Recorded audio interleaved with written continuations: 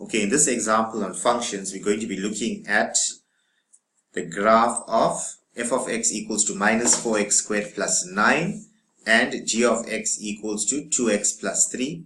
The graph of f of x intersects the x-axis at a and b.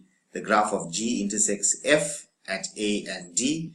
And the y-axis at c. DE is parallel to the y-axis. Okay, so there's our parabola. And as you can see, this parabola here has a sad face, which means it has a maximum value. So you can see that minus 4 is responsible for that. And plus 9. Now, if you look closely, you'll be able to see that our y-intercept is going to be positive 9. Can you see that from the function itself? G of x equals to 2x plus 3. So they say here, write down the coordinates of C. So write down the coordinates of C. Okay, so if we have to look at the coordinates of C, and there we go, the coordinates of C, there's it here. We get it from our function g of x equals to 2x plus 3. So the coordinates of C is going to be 0 and 3. Okay, so we got here, that's 0 and 9 in case they want to ask us that question. So for question 5.1, we got the coordinates of C is 0 and 3. Happy with that? Okay. 5.2, calculate the length of AB. So if you look at this question, there's A here and there's B there. Both coordinates lie on the parabola, and the parabola is f of x. Okay? And what can you tell me about A and B? They are both what? X-intercepts. And for x-intercepts, if you want to solve for them, we must make y equals to 0. So for 5.2, if we can find this x-intercepts, then we can find the distance between A and B. So we got to read the question. See, the question only says calculate the length of AB. We have to know that, okay, in order to find the length of AB, we have to solve for the x-intercepts.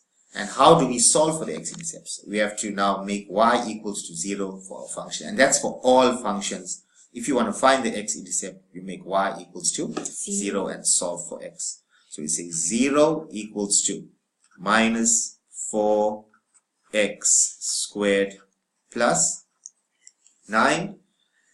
Now, we're going to solve this equation. Alright, so the easiest way for us to solve this equation is to isolate x and to say 4x squared equals to 9 and solve for x. X squared equals to 9 over 4.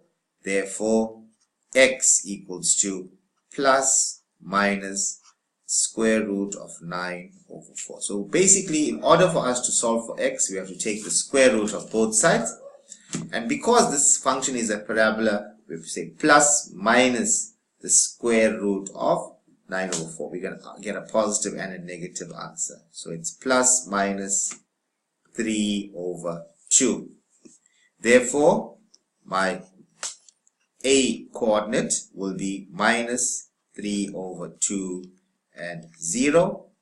And B will be 3 over 2 and 0. So in actual fact now we're saying that the distance from here to here is 1,5 units and the distance from here is 1,5 units. Can you see that? Therefore, if we add the two distances up, what will we get for AB?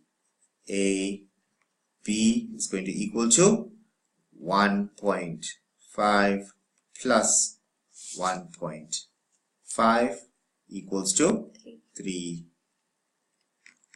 units.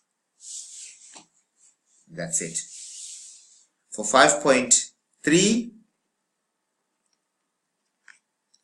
it tells us here for calculate the length of DE if AE is equal to 2.5 units. Calculate the length of DE. So there's D here, that's D, and there's E down here. Calculate the length of DE if AE is 2.5 units. Now, if you look at this question here, AE is 2.5 units. That's what they're telling us, right? So if that's the case, if we now have the distance from A to E, we already know that the distance is 3 units, correct? Therefore, the coordinates of E,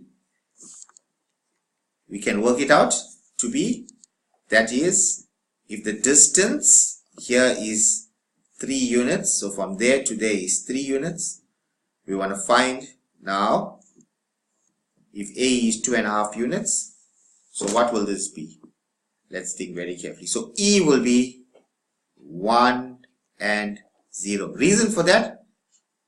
1 unit from there to there, and remember now from there to there is 1 unit plus 1.5 unit is 2.5 units.